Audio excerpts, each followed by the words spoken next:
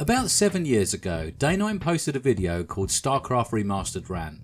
His first point really hit home with me and has stuck with me since. So, box all of your units, right click the enemy base and hope they aren't paying attention, as it's time to have a little chat about how strategy relates to real time.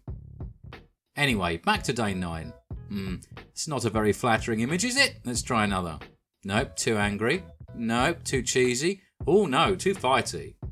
Okay, AI, help me out. No, not that either. Okay, that'll have to do. In a nutshell, this was his argument.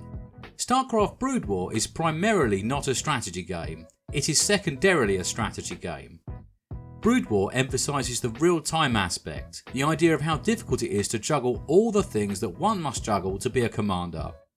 Obviously the video covered a lot more, and if you want to watch the whole thing, I've posted a link in the description so you can check it out for yourself. Day9 made this point to demonstrate the difference between Brood War and Starcraft 2. If you're not familiar with some of the differences, let me give you a really quick example. In Brood War you can only select a maximum of 12 units at a time, and this made large armies much harder to manage. I think his point was that actually controlling your units is a skill in itself, one that emphasises mechanical accuracy and forced people to do things in such a way to work within these limits as best as possible. This does not make Brood War better, or worse, or good, or bad, it's just Brood War. You might call it artificial difficulty, but in video games, everything is artificial difficulty. Things are made difficult to present a challenge. Think of it like arcade fighting games. Correctly executing the control inputs to trigger a certain combo is a skill in itself. I was reminded of this recently from a comment on a previous video I made about the importance of single player.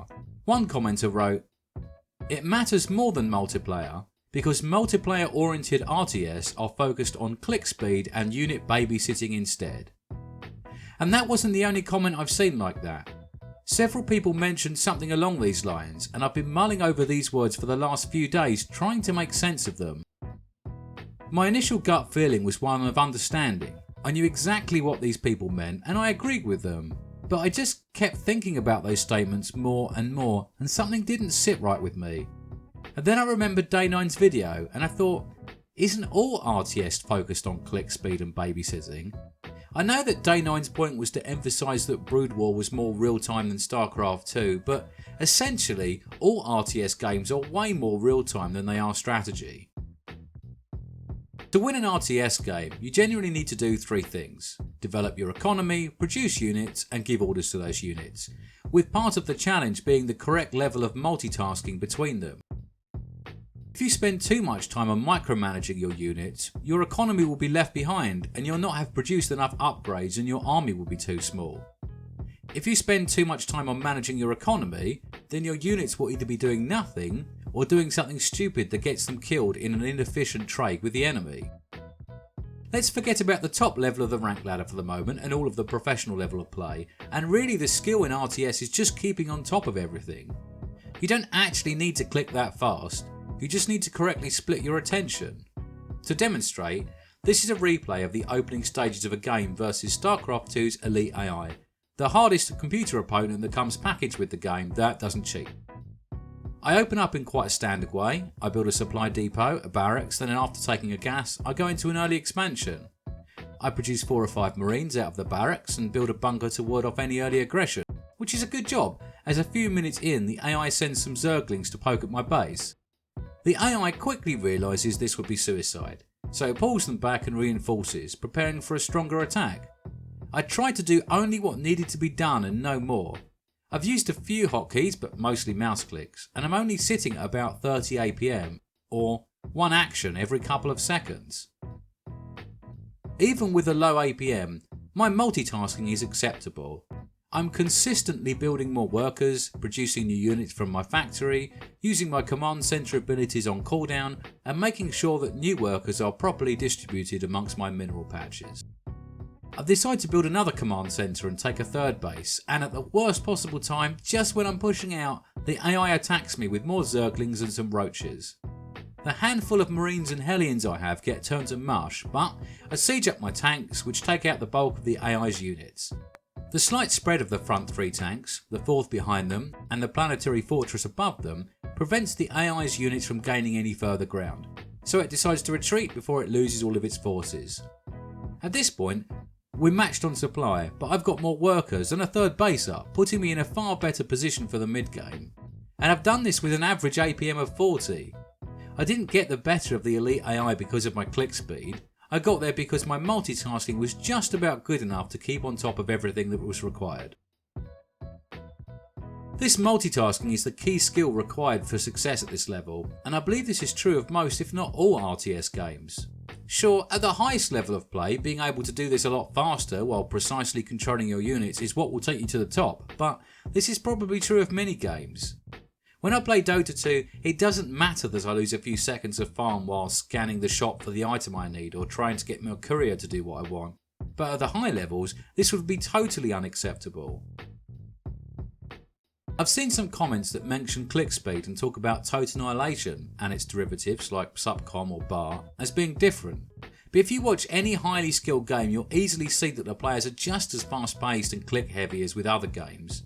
Players want to win, and if they can eke out that little extra value from a unit with careful control they will, as pulling ahead of another player is normally achieved by lots of smaller victories that add up together to create a larger lead. When I put some more thought into these TA style of games, I realised that the main difference here is that these games have an economy that will, for the most part, take care of itself.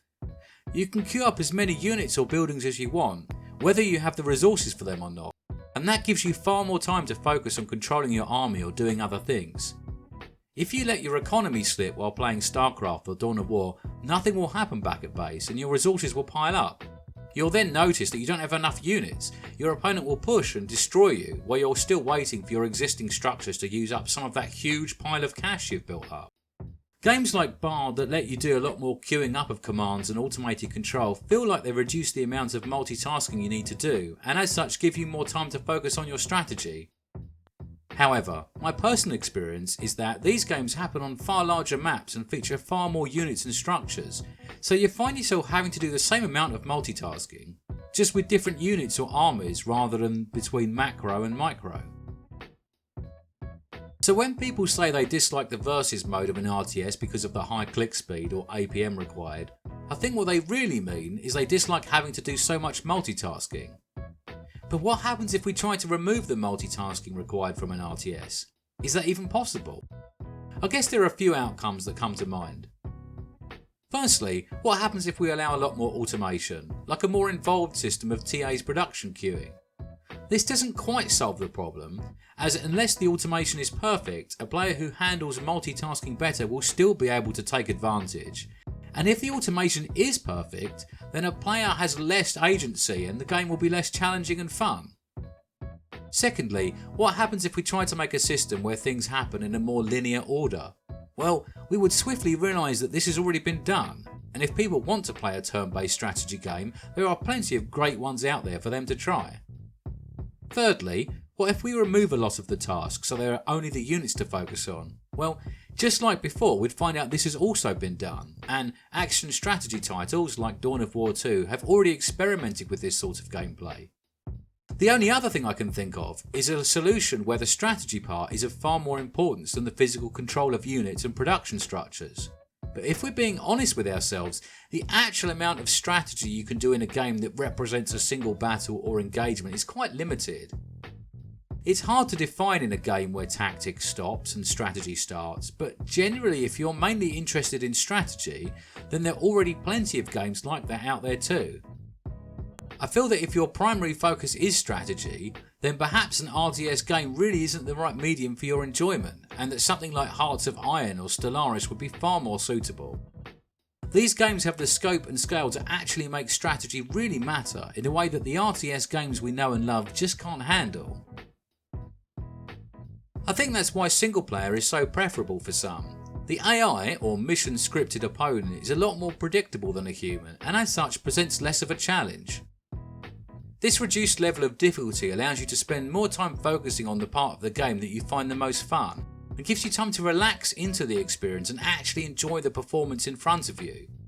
Multiplayer games rarely give you the time to soak up the visuals and sounds of the battle on your screen, as taking your eye off the ball and forgetting the next task is a quick way to an early defeat. So where do we go from here? Well, thankfully, I don't think we have to go anywhere. The people who love building up their economy, producing units and making attacks at their own pace will naturally find single player to be a better fit. And those who want to spend their spare time undergoing a mental and physical challenge will be drawn towards competitive play. Both groups are doing it right, and the lucky ones will enjoy a bit of both.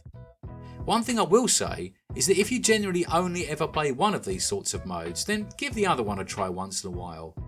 If you mostly stick to single player and end up buying a new RTS game, give the ranked mode a try and see how you get on. You might have to do things a bit differently, but you might also end up enjoying yourself.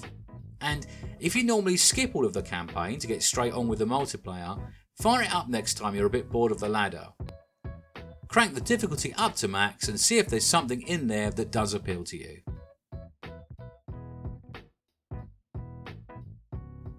Hi, I'm Calivan. Thanks for sitting there and absorbing my thoughts and reckonings. If you've got anything to add, please post a comment, as I do like going through them. If you enjoyed this video, please leave me a like, and if you want more, click the subscribe button.